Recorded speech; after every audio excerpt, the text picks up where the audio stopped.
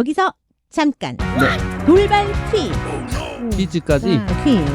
자, 우리가 예수님 태어난 시기를 기준으로 BC, AD 이렇게 얘기하잖아요. 네. BC가 뭐죠? BC? 카드. 아 그렇지. 웃자고 하는 거. 아하 참나 이거 그렇죠. 예. 뭐 네, 그래요. 그러니까 제가 정답을 말하지 않으면 정말 BC 카드가 되죠. 정답 기원전입니다. 네, 맞아요. 그러면 축하드립니다. 감사합니다. BC가 무엇의 약자일까요? 그거는 제가 영어 좀 합니다. 네. 잘 들어오세요. 네. Before Christ. 발음 너무 굴리는데요. 좀 꿀렸습니다. 예수님이 태어나시기 전이라는 뜻이죠. 네. 그러면 제가 하나 더 물어볼게요. 기원 후는요? 그게 기원의 약자는 제가 AD라는 건 알고 있어요. 그런데 이걸 BC처럼 이렇게 영어로 확 바꿔지지 않으니까 이게 AD는 뭔지 궁금했어요, 사실. 그쵸. 네. 이게 비포가 나왔으니까 뭐 애프터 뭐 이런 거 아닐까요? 그럼 아하. D는 뭔데? D는 페이님 빨리 얘기해요, 빨리. 자, AD의 약자 모르시겠죠? 네. 그거 참 어렵네. 이게 이게 어렵네. 의외로 모르시는 분이 많아요. 사실 이것은 기독교뿐만이 아니라 전 세계 모든 사람들에게 해당되는 거니까 상식적으로 알고 있으면 좋을 것 같아요. 그러네요. 네. AD는 에노 도미니. 음. 라틴어예요. 네. 주님의 해라는 뜻이에요. 잠깐만요. 그런데 음. 기원전은 영어를 썼잖아요. 근데 왜 기원 후는 라틴어로 표기를 하죠? 좋은 질문이에요. 나 칭찬받았어. 나 칭찬받았어.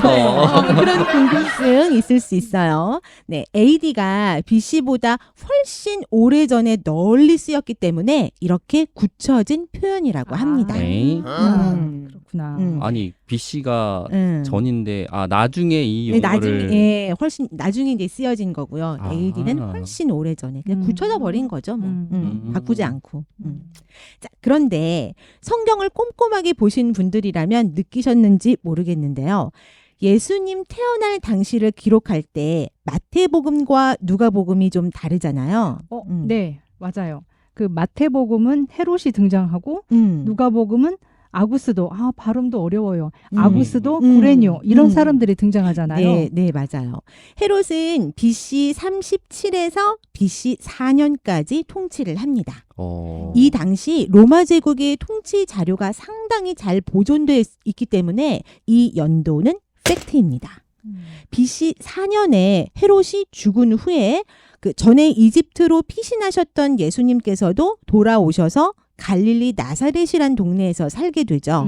또한 마태복음에 보면 세례 요한도 헤롯 때 사람이죠. 그리고 세례 요한이랑 예수님이랑 6개월 차이밖에 안 나고요. 그래서 예수님은 헤롯이 통치하던 때 적어도 BC 4년에 태어나셨다는 겁니다. 자, 이번에는요. 누가복음을 보겠습니다. 로마 황제 아구스도가요. 호구조사, 그러니까 호적조사 명령을 내려요. 납세자 등록을 위해서인데요. 이때 구레뇨라는 사람이 시리아의 총독으로 재임할 때입니다. 근데요. 재임 기간은요. 자료에 의하면 AD 6년에서 7년이에요. 잠깐만요. 그런데 지금 마태복음과 10년 정도 차이가 나는 게 맞나요? 제 계산이 맞을까요? 그러게 이거 좀 이상하네. 그렇죠. 이상하죠. 이게 뭐지? 네. 굉장히 헷갈리네 이거. 그쵸. 로마 그 바티칸 박물관에 가보면 구레뇨가 그러니까 즉 시리아 지역의 책임자로 2번 근무했다는 것을 비문으로 알 수 있는데요. 2번. 그는 BC 4년경에 실리시아 로마 통치 지역인데요. 이 실리시아 지역의 책임자였어요. 실리시아는 예수님이 탄생할 즈음 시리아로 합병이 돼서 그는 이제 시리아 지역에서 근무를 하게 됩니다. 그리고 헤롯의 첫째 아들이 폐위된 후에 시리아의 총독으로 이제 근무를 하게 되죠.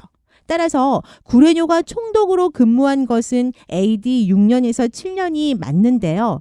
기원 전에도 로마 제국의 공무원으로서 시리아에서 인구 조사를 집행할 수 있었다고 학자들은 추정을 하고 있습니다. 그러네. 그러니까 한번 옛날에 갔었던 공무원으로 직원으로 그랬다가 나중에 한 번 더 갔다는 네. 거죠. 이 당시에는요, 인구 조사가 한 번에 이루어지는 게 아니고요, 여러 차례 걸쳐서 이루어졌다고 해요. 그렇죠. 사실 그러니까 누가복음의 기록이 좀 살짝 오해를 살 수 있을 만하긴 합니다. 어쨌든 결과적으로 예수님 탄생 시기는 적어도 BC 4년이다. 이것은 역사적으로 입증된 사실입니다. 야, 이게 진짜 사실이라면 대단한 사건 아닌가요? 그러게요. 그런데 우리는 지금까지 AD 1년을 예수님 탄생 시기로 그렇게 알고 있잖아요. 네, 맞아요. 뭐 저도 그렇게 알고 있었는데요. 그죠. 네. 그죠. 진짜 참 어이없는 일인데요. 이 AD, 그러니까 서기 달력, 이 AD라는 시스템을 누가 만들었냐면요. 로마 제국 당시 콘스탄티누스 황제 때 디오니시우스, 그러니까 수도사거든요. 이 디오니시우스라는 사람이 만들었는데요.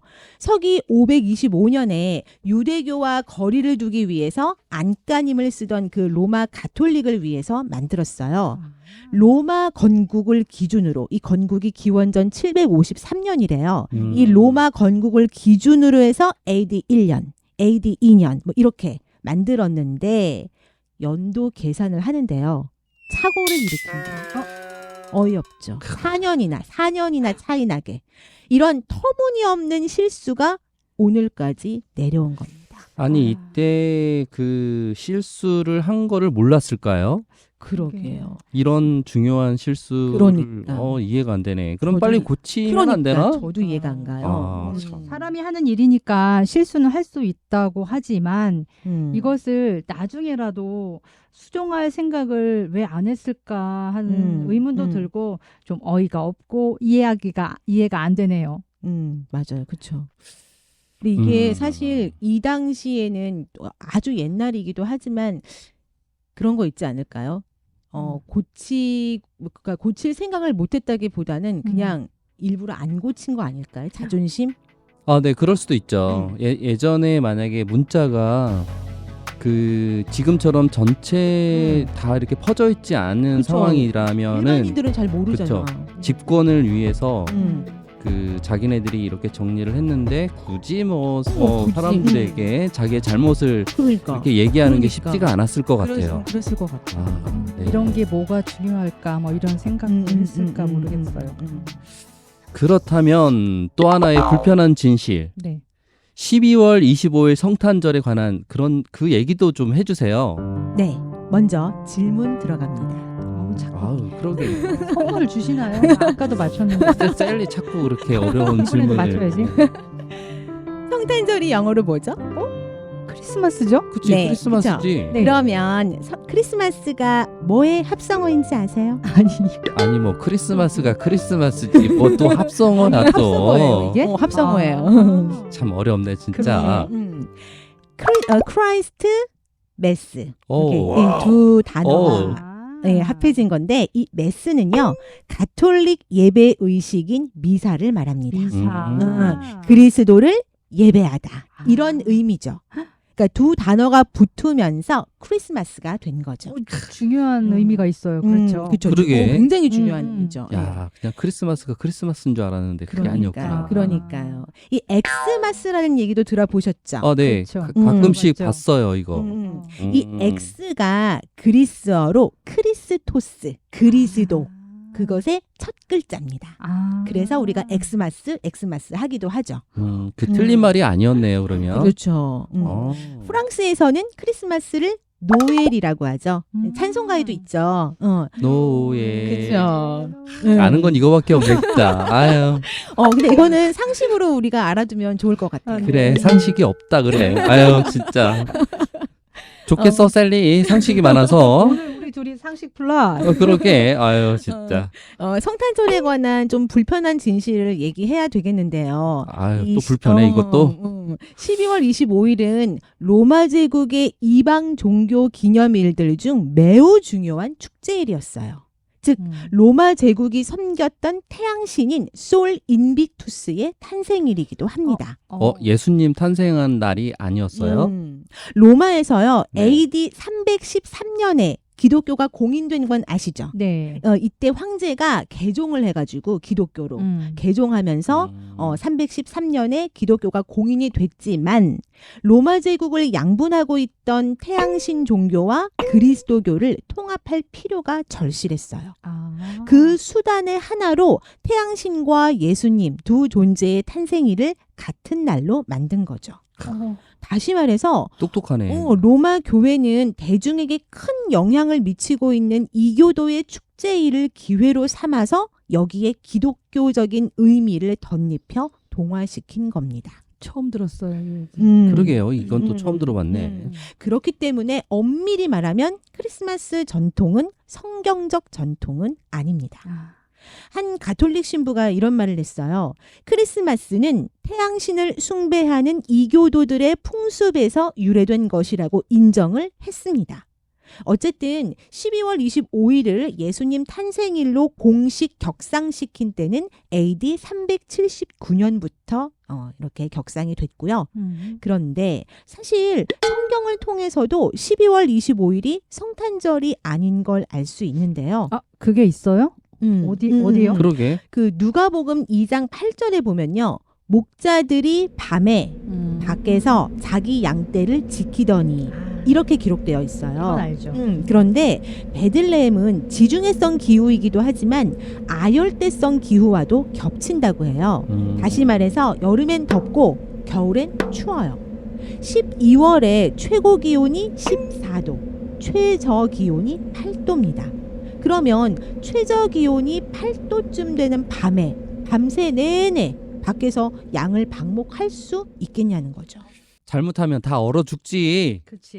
그죠. 이런 정황상 성경에 기록된 예수님의 탄생은 겨울이 아니라고 볼 수 있습니다. 실제로 10월 후반 이후로는요, 목자들이 양을 데리고 밤에 밖에 나가지 않았다고 해요. 그래서 예수님 탄생일이 한겨울이 될 수 없다는 겁니다. 오히려 4월에서 5월이나 9월에서 10월 초를 예수님 탄생일로 봐야 한다는 주장이 설득력을 얻는 거죠. 와, 완전히 이거 불편한 진실입니다. 그리고 정확한 예수님의 생일을 알고 싶다는 욕구도 그러게. 생기고. 저도요. 네. 제 생일 혹시 아시나요? 이따가 알려주세요. 예. 커피 한 잔 보내겠습니다. 예. 감사합니다. 조금 있으면 제 생일인데. 이런. 자, 오늘 예수님 탄생에 관한 여러 가지 이야기를 들어봤어요. 정말 제가 몰랐던 지식을 새롭게 알게 된 것도 있고 예, 맞아요. 어처구니 없는 사람의 실수나 절대 권력자에 의해서 예수님의 탄생일이 불편한 진실이 되어 왔다는 것이 좀 안타깝다는 생각도 들었습니다. 네, 사실 앞에서도 얘기했지만 예수님이 몇 년, 몇 월, 며칠에 태어나셨는지는 뭐 사실 그 날짜가 그렇게 중요한 건 아니죠. 하나님이신 그분이 사람의 모습으로 우리를 구원하시기 위해 이 땅에 오신 것은 엄격한 사실이고 이 사실을 기념하고 축하하는 것은 너무나도 당연한 일이라고 생각합니다.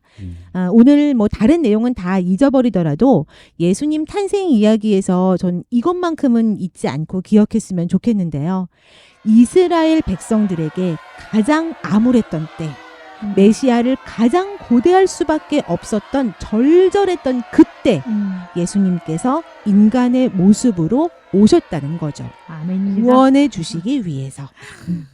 그 이스라엘 백성을 어떻게 보면 구원해 주시기 위해서 예수님이 오셨는데 그런 사실을 본인들이 잘 알지를 못했어요. 맞아. 자신들이 그렇게 힘들고 어렵고 변화를 원하고 어떻게 보면 희망을 그렇게 가지고 싶어 하면서도 예수님을 알아보지 못했다는 거에 대해서는 정말 굉장히 안타깝습니다.